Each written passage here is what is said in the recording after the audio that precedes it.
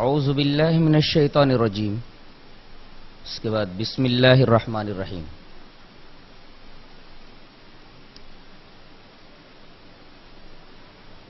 اللہ تبارک و تعالی نے سورہ نحل میں ارشاد فرمایا ہے فَإِذَا قَرَأْتَ الْقُرْآنَ فَاسْتَعِذْ بِاللَّهِ مِنَ الشَّيْطَانِ الرَّجِيمِ، کہ جب تم قرآن پڑھنے کا ارادہ کرو تو اعوذ باللہ من الشیطان الرجیم پڑھ لیا کرو۔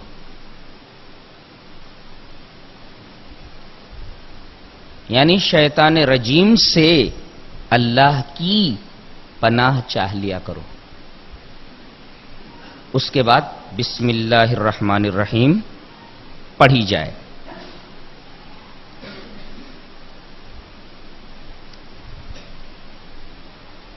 نبی کریم صلی اللہ علیہ وسلم کی حدیث کی تعمیل میں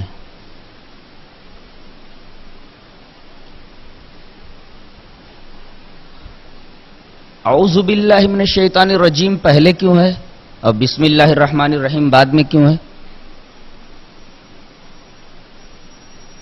وجہ یہ ہے کہ دفع مضرت جلب منفعت پر مقدم ہوا کرتا ہے۔ نہیں سمجھے؟ دفع مضرت کا مطلب ہوتا ہے تکلیف کا دور کرنا، اور جلب منفعت کا مطلب ہوتا ہے نفع کا حاصل کرنا۔ تو پہلے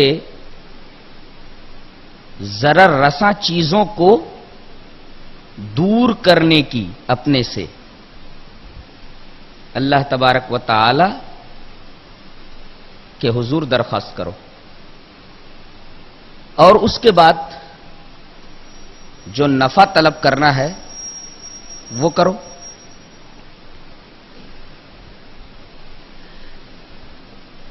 اور عام طور پر دنیاوی کاروبار میں ہم یہی دیکھتے ہیں، مثلا جب کھیت میں بیج ڈالنا ہوتا ہے تو پہلے ہم کھیت کو خس و خاشاک سے پاک کرتے ہیں، یہ ہے دفع مضرت۔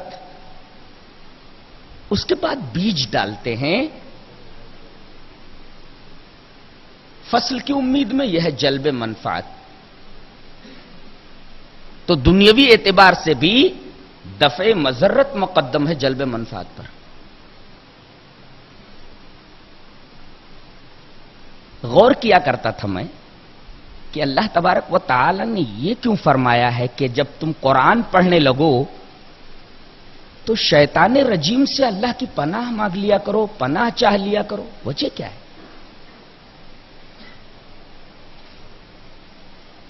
تو یہ جان لیجئے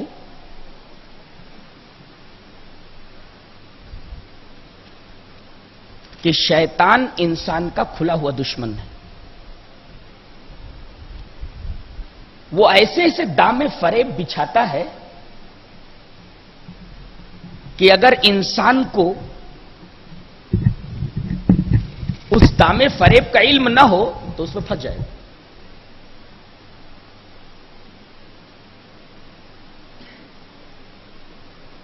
اور قرآن حکیم ان تمام فریب کاریوں کا پردہ چاک کر دیتا ہے۔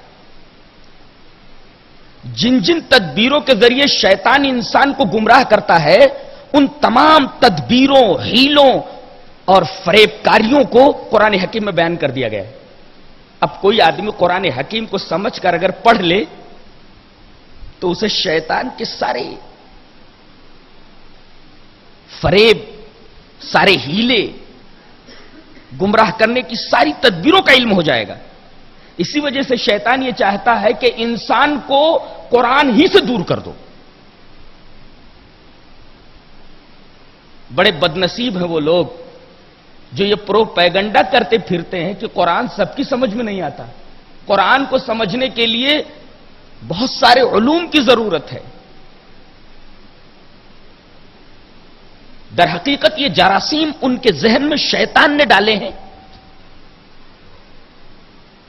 مقصد یہ ہے کہ لوگوں کو قرآن حکیم سے دور کر دیا جائے۔ اب جب وہ قرآن کریم پڑھیں گے نہیں تو شیطان کے بچھائے ہوئے جالوں سے اپنے آپ کو کیسے بچا سکتے ہیں؟ اس مقام پر مجھے حضرت حذیفہ ابن یمان رضی اللہ تعالیٰ عنہ سے مروی ایک روایت جسے امام مسلم رحمت اللہ علیہ کتاب الامارہ میں لائے ہیں یاد آ گئی. حضرت حذیفہ فرماتے ہیں کہ لوگ رسول اللہ صلی اللہ علیہ وسلم کے پاس آ کر کے خیر کے بارے میں سوال کرتے تھے اور میں شر کے بارے میں سوال کرتا تھا اس ڈر سے کہ کہیں میں شر میں مبتلا نہ ہو جاؤں. یہ حدیث بتا رہی ہے کہ جہاں یہ جاننا ضروری ہے کہ خیر کیا ہے وہیں یہ جاننا ضروری ہے کہ شر کیا ہے. جہاں یہ جاننا ضروری ہے کہ توحید کیا ہے وہیں یہ جاننا ضروری ہے کہ شرک کیا ہے. جہاں یہ جاننا ضروری ہے کہ سنت کیا ہے وہاں یہ جاننا ضروری ہے کہ بدعت کیا ہے. اگر بدعت کے بارے میں علم نہیں ہوگا تو آپ بدعتوں میں ملوث ہو جائیں گے, گرفتار ہو جائیں گے. شرک کے بارے میں علم نہیں ہوگا, شرک میں گرفتار ہو جائیں گے. تو شیطان کی سب سے بڑی خواہش یہ ہے کہ انسان کو قرآن سے دور کر دے تاکہ اس کے بچھائے ہوئے جالوں سے لوگوں کو واقفیت نہ ہو.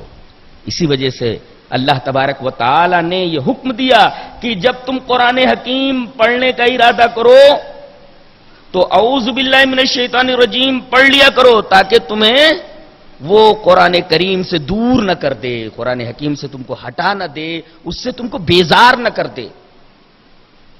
اس کے